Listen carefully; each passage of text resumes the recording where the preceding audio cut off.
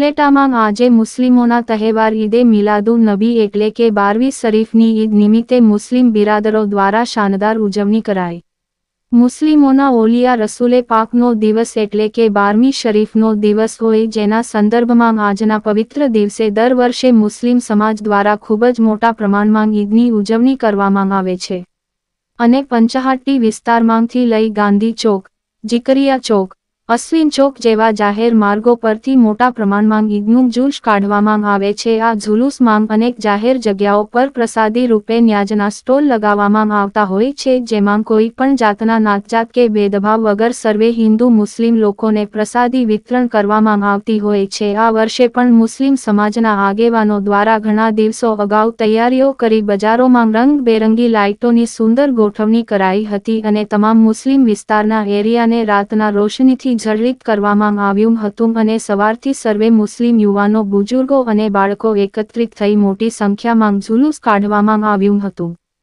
ત્યારબાદ અનેક જગ્યાએ પ્રસાદી રાખવામાં આવી હતી, જેમાં ઉપલેટા મુસ્લિમ સમાજના આગેવાનો મોટી સંખ્યામાં હાજર રહી શાંતિપૂર્ણ રીતે ઈદની ઉજવણી કરાઈ હતી। આ તકે ઉપલેટા પોલીસ સ્ટેશનના પી.આઈ.બી.આર. પટેલ સાહેબ તેમજ તેમના તમામ પોલીસ સ્ટાફ સહિત એસ.ઓ.જી.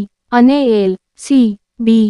પોલીસ દ્વારા સાથ સહકાર આપી બંદોબસ્ત ગોઠવી શાંતિ અને ભાઈચારાથી ઈદની ઉજવણીમાં સાથ સહકાર આપ્યો હતો।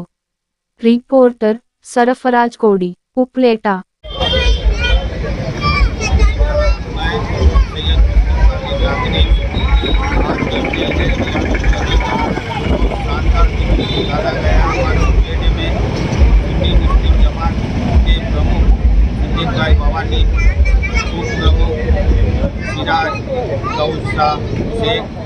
और तमाम सादात इकराम इसमें शामिल थे। ये जुलूस ईद मिलादुन नबी मेरे सरकार की आमद मरहबा के इसमें निकाला गया। पुलिस वालों ने बहुत सपोर्ट किए और बहुत ही शांति से ये निकाला गया और अंत में दुआ की गई कि हमारे हिंदुस्तान में अमन चमन कायम रहे और सबके लिए यही दुआ है कि हर साल इसी तरह जुलूस निकाला करें। सुन्नी मुस्लिम जमात का मैं तहे दिल से शुक्रिया अदा करता हूँ। हमारे अफजल बापू, लाला भाई शेख, अनिल भाई कोडी और तमाम जो भी हाजिर हुए थे जुलूस में, उन सब का तहे दिल से शुक्रिया अदा करता हूँ।